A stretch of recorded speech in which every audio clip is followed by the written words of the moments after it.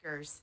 We're here on the steps of National City in the midst of this election season as we send out sounds for justice, prayers for a just democracy, and commitment to count every vote, and for a safe and fair election today. You're joining a more prophetic vote as we ring out bells, shine a light, and pray prophecy together for a just democracy. In Coahoma County, Mississippi, volunteers are reporting that voters are wearing masks and there are no lines in that small community. In a county where 63% of the population are poor and low income and 78% are African American, this is a victory against voter suppression. Tonight it is my honor to introduce the Reverend Claudia de la Cruz, the People's Forum from New York City, who will be leading us in prayer, followed by Rabbi David Baum, Congregation Shari Kodesh, who will offer a reflection. We will conclude with the Sound for Justice from Omar Kareem at Soulful Muslims Community in Maryland. After we have a testimony from Angelica Salas, the director of the Campaign for Humane Immigrant Rights of Los Angeles, and Dontavious Drake in Georgia. Welcome again this evening. We're glad you're here.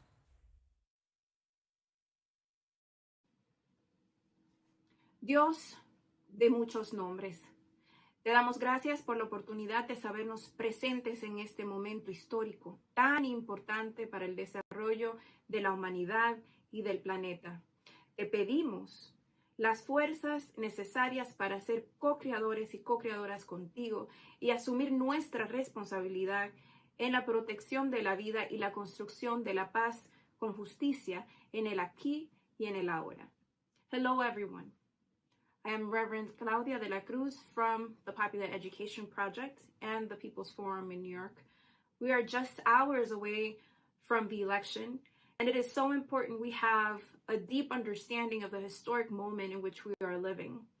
It is important to know deeply and speak loudly and articulate very clearly that we are living in unprecedented times, in a period of converging crisis, in a deep economic, political, social, cultural, and yes, spiritual crisis, in the midst of a global pandemic in which the wealthiest country in the world, the United States of America, has allowed thousands of people to die and millions to be infected. A state that has killed hundreds of young Black and brown people through police terror and has intentionally persecuted and attacked hundreds of thousands more for affirming that Black lives matter and demanding basic human rights. We're living in a time where the most basic human rights for women, for immigrants, and so many historically marginalized communities are being overturned or are under threat. Where economic war against sister nations continue to be fueled with money that should be utilized to provide all the people in this country what we need: healthcare, education, housing, just to name a few. These are decisive moments when people of faith are called to dig deeper and stand stronger on the moral grounds of those who came before us. As a Christian, I follow the dark-skinned, poor, homeless Palestinian Jew who was crucified for standing against imperial powers, and who resurrected on the third day to let the empire and his followers know that crucifixion is necessary, but it is not the last word. I believe in resurrection. I encourage us all to think what will take for the poor and dispossessed, the working class of this nation, to be victorious, to really win, to overcome the continuous crucifixion that the empire constantly imposes on all of us. I encourage us to think and reflect on the idea that our political work does not start or end in the polls. So, to vote is important, is a key avenue that will only be effective if we dare to build a movement from the people, to the people, for the people. A movement strong enough to hold political and economic power. This requires our faith and our work. Our faith and belief in our potential to break with the elite concept of democracy and build a just democracy, a popular democracy with real participation, to work in building the people power and movement strong enough to make decisions, to participate. And to do so, we must occupy all spaces and utilize all tools available to us. So yes, let us vote all year round and every day with our choices, our organizing, our mobilizing, our preaching, our dancing, our studying revolution, our singing, our dancing. We need to use all we have and create more mediums in order to gain a real people's victory in this country. May we be able to capture the lessons and the hope of this moment. May we be able to shape this historic moment and build and strengthen a historic movement that will commit to and prevail in the long fight for systemic change. And the people said, Amen. Ashe, así sea.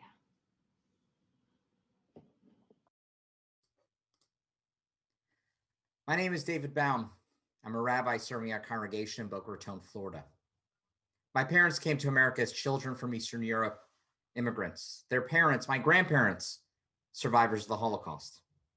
They were welcomed into a country where they were finally treated equally, where their families could flourish.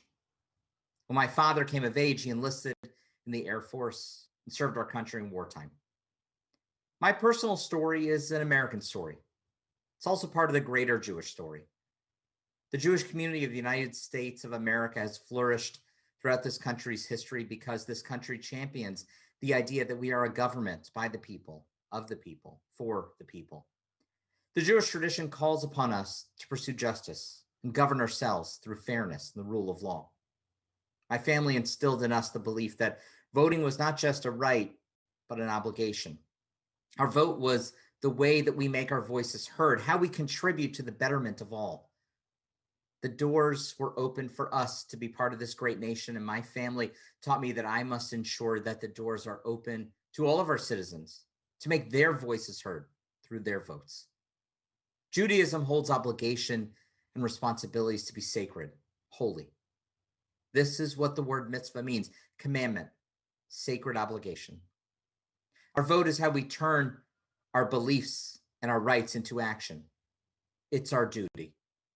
Our vote is a way for us to be part of this republic that has welcomed our people like no other country before. When we vote, we show the Jewish value of hakarat tov, recognizing the benefits afforded us and giving expression to our appreciation.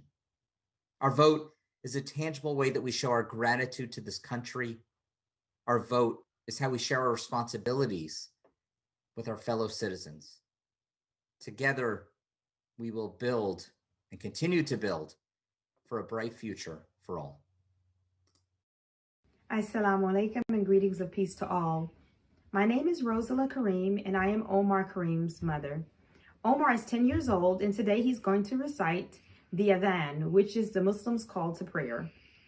Omar is calling us all to prayer, to success, and he's calling for a just democracy for all of our children. He'll begin now. Allahu Akbar, Allahu Akbar, Allahu Akbar, Allahu Akbar. Ashhadu an la ilaha illallah. Ashhadu an la ilaha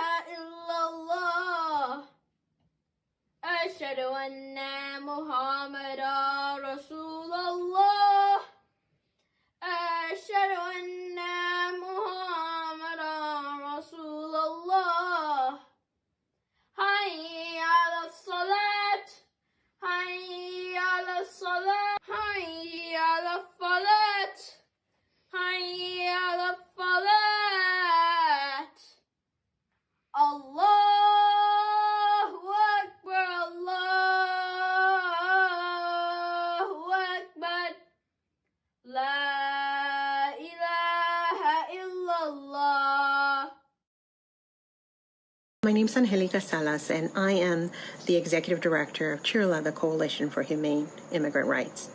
I'm here this evening to talk to you about a vote based on faith. This election has been marked by political division unlike I've seen in my 25 years as a grassroots leader, and it has resulted in unprecedented attacks with words and with policies against the immigrants and the people of color who are my community. Given this bitter strife that grips our country now, some might expect that folks like me would throw up our hands in despair. But immigrants don't have that luxury, and people of color don't have that luxury. In moments like these, one thing that keeps us going is our faith.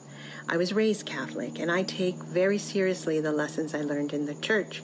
Lessons like, render true judgment, show kindness and mercy to one another, do not oppress the widow, the orphan, the alien, or the poor, and do not devise evil in your hearts against one another. Or, truly I say to you, as I did to one of the least of my brethren, you did to me. Our church provided a way by which we connected with our values, and my siblings and I learned that these teachings were what would guide us in our lives. And certainly my faith in God and my gratitude for gifts of expression drives me to cast a vote in these elections. This country was built on a moral foundation, on a sense of what is right and wrong, on an honor system. This makes us different from old world countries with a history of might makes right. And so those who founded this country had faith in people. They had faith that the human will and the human will do the right thing, even if at times we struggle with the idea or we struggle with those actions. So let me tell you, faith does move immigrants. We have a deep, deep reserves of it. We have faith in a better future for our children, faith in a place that upholds our dignity and personhood, faith in a political system that is more than just a contest among the rich and the powerful for more money and for more power. And so this is a moment where I tap into my faith. And so faith is not about the sunny days, the best of days. Faith is about the most difficult of days. So faith is about right now. It's about continuing to believe in the goals that we have worked for decades. Even if some of us won't see that realized, we believe not because we want to, though we do, but because we know it's the right thing to do. It's the future. And this future, this better future for all of us, is a reflection of God's will among human beings. I do believe that immigration reform and rebuilding human rights and stopping police brutality and building a government that makes room for all of us and protects all of us is part of God's plan. And I know no other way of ensuring that this happens than by voting. So tonight, I tell you that faith is what guides me, and I hope that faith will also guide you to take action on behalf of all the people who need you to take action on their behalf. Greetings. My name is Dontavious Drake. I'm a person of faith, and I cast my vote in the state of Georgia. In 2020, I vote in solidarity with the 545 children who remain separated from their parents, and on behalf of all of the children and all of the parents who've been torn apart, subjected to horrible conditions, and locked in cages for the upholding of American nationalism and the false pretense of protecting our borders. I vote in hope for a future in which all of us who live on American soil, whether by birth or migration, can live lives of respect, of human dignity, and of opportunity.